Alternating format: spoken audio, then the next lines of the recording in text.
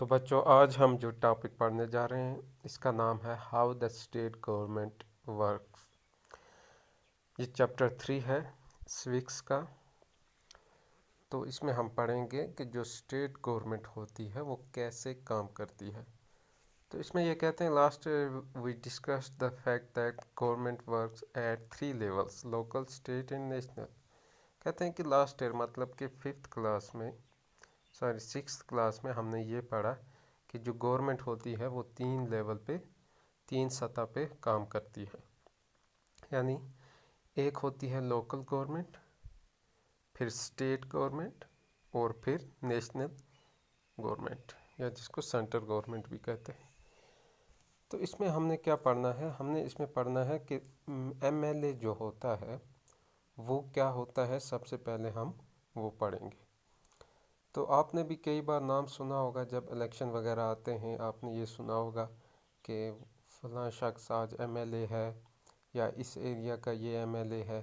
تو M L a word جو ہے وہ آپ نے سنا ہوگا۔ تو ایم ایل اے کون ہوتا ہے؟ کہتے ہیں کہ جو ایم ایل اے ہوتا ہے اس کا فل فارم ہے ممبرس آف لیجسلیٹو اسمبلی۔ یہ ایک شخص ہوتا ہے جو الیکشن میں حصہ لیتا ہے۔ لیجسلیٹو اسمبلی کے جو الیکشن ہوتے ہیں اس کے لیے، یعنی جنہیں اسمبلی کے الیکشن ہم کہتے ہیں، اسمبلی الیکشن کے لیے یہ حصہ لیتا ہے اور کسی پارٹی کی طرف سے یا آزاد امیدوار کے طور پہ یہ لوگوں کے سامنے ووٹ مانگنے آتا ہے۔ آپ نے بھی دیکھا ہوگا جب الیکشن وغیرہ ہوتے ہیں مختلف لوگ جو ہیں وہ ووٹ مانگنے آتے ہیں اور ان کے پارٹیوں کے الگ الگ جھنڈے لگائے ہوتے ہیں۔ تو یہ جو شخص ہوتا ہے یعنی ایم ایل اے جسے ہم کہتے ہیں، یہ الیکشن کے لیے، اسمبلی الیکشن کے لیے لڑتے ہیں۔ اس کے بعد لوگ ووٹ ڈالتے ہیں اور اگر یہ جیت جائیں تو یہ ایم ایل اے بنتا ہے، اور اگر نہ جیتے تو یہ کچھ بھی نہیں بنتا۔ تو اس کے لیے یعنی آپ کو یہ سمجھنا ہے ایم ایل اے وہ آدمی ہوتا ہے جو اسمبلی کے الیکشن کے لیے حصہ لیتا ہے اور پھر یہ جیت جاتا ہے۔ کیونکہ الیکشن بہت سارے ہوتے ہیں، کوئی پارلیمنٹ کا الیکشن ہے، اسمبلی کا الیکشن ہے، لیجسلیٹو اسمبلی، یا میونسپلٹی کے الیکشن ہے، یا سرپنچ کے الیکشن ہیں، ٹھیک ہے، یا بلاک لیول پہ جو الیکشن ہوتے ہیں وہ ہیں۔ تو یہ جو ایم ایل اے ہوتا ہے یہ اسمبلی الیکشن کے جو الیکشن اسمبلی کے لیے ہوتا ہے، اسمبلی بنانے کے لیے ہوتا ہے، اس میں جو حصہ لیتا ہے وہ ایم ایل اے بنتا ہے۔ اس کے بعد کیا ہوتا ہے کہ جب یہ جیت جاتا ہے تو یہ سمجھو لوگوں کو ریپریزنٹ کرتا ہے۔ یہاں پہ جیسا انہوں نے لکھا، ان دس way we see that the M L as represent people, کیونکہ یہ لوگوں کے نمائندے ہوتے ہیں۔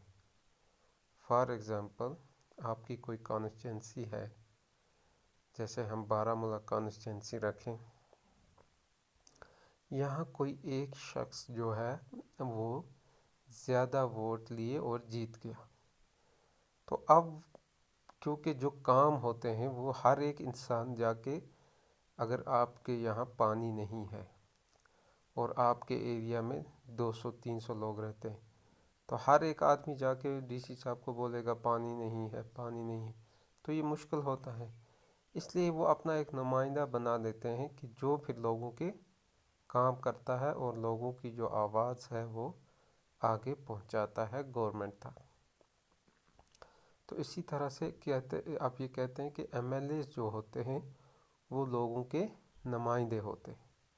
جیسے آپ نے کلاس میں دیکھا ہوگا، ہم ایک مانیٹر بناتے ہیں، وہ کیا کرتا ہے کلاس میں اگر کچھ کام وغیرہ ہو وہ جا کے سر کو بولتا ہے، سب بچے نہیں جاتے۔ تو یہ ایک ڈسپلن بھی ہوتا ہے، ایک نمائندہ بن جاتا ہے اگر کلاس میں کوئی پرابلم ہو مانیٹر جا کے سر کو کہتے ہیں کہ ہمیں ایسے یہ پرابلم ہے، یہ مشکل ہے، ہر ایک بچہ جا کے سر کو نہیں کہتا۔ تو اسی طرح لوگوں کی بھی جو آواز ہوتی ہیں وہ یہ ایم ایل ایز جو ہوتے ہیں یہ آگے گورنمنٹ تک پہنچاتے ہیں، اور یہ باضابطہ الیکشن ہونے کے بعد ہی بنتے ہیں، تو ان کے لیے ضروری ہے الیکشن ہونا۔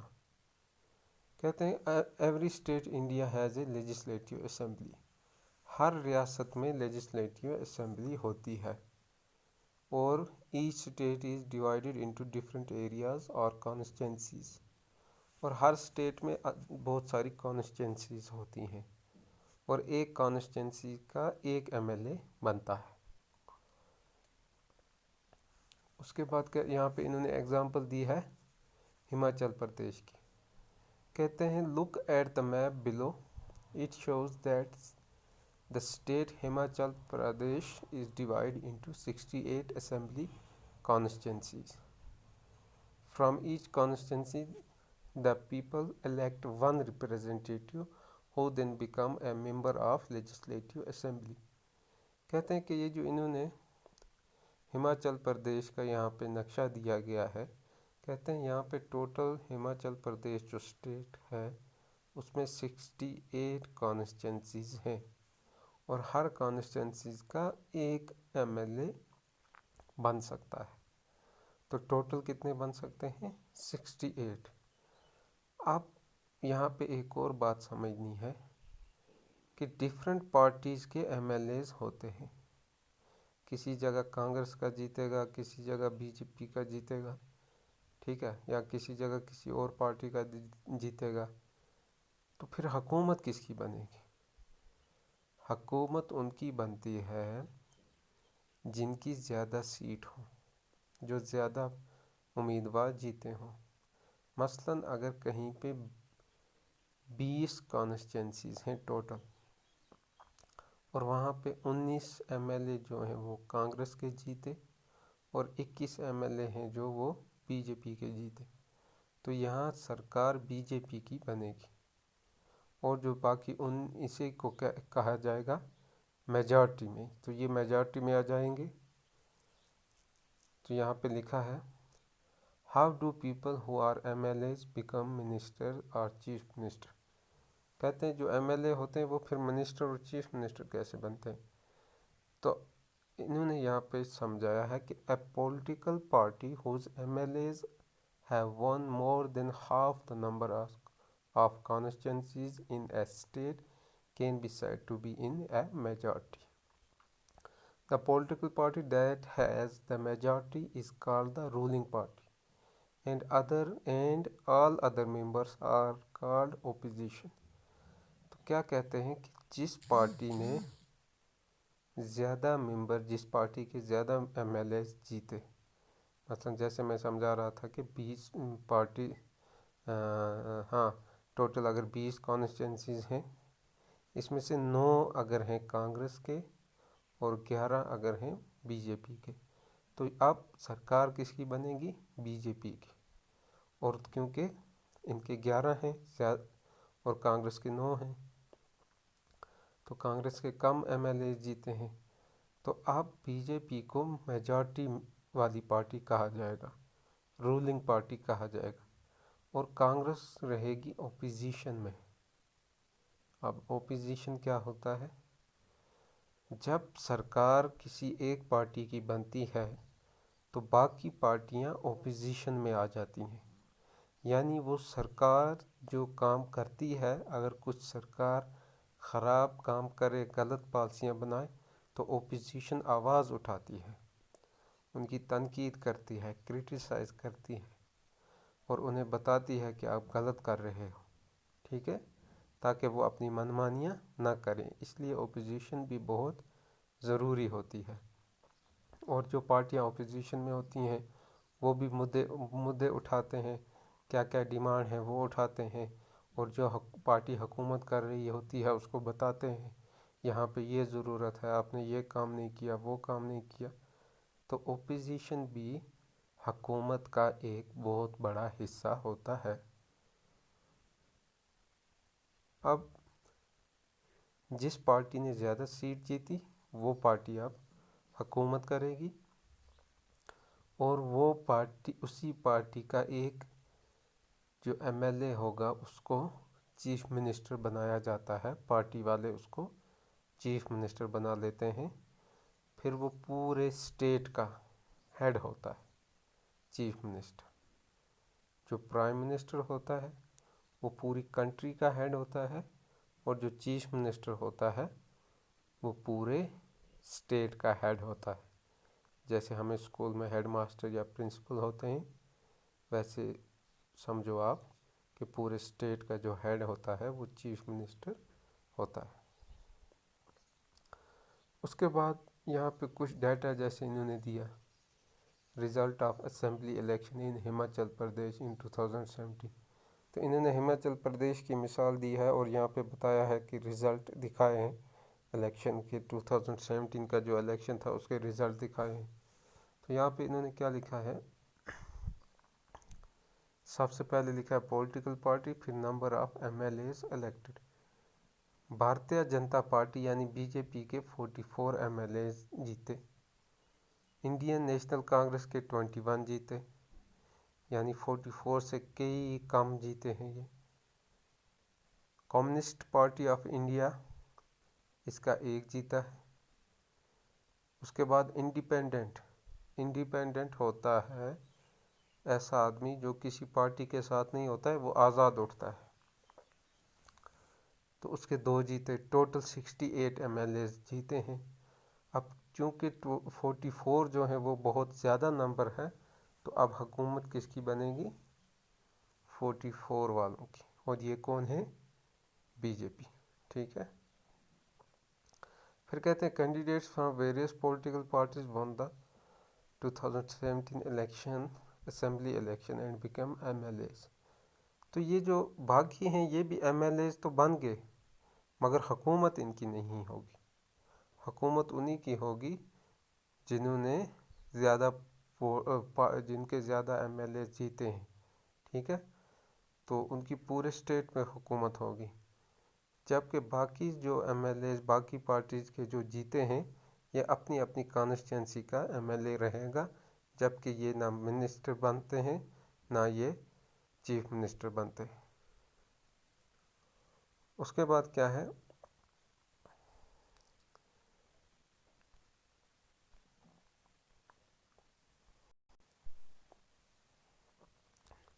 یہ کہتے ہیں کہ یہاں پہ ٹوٹل جو تھی 68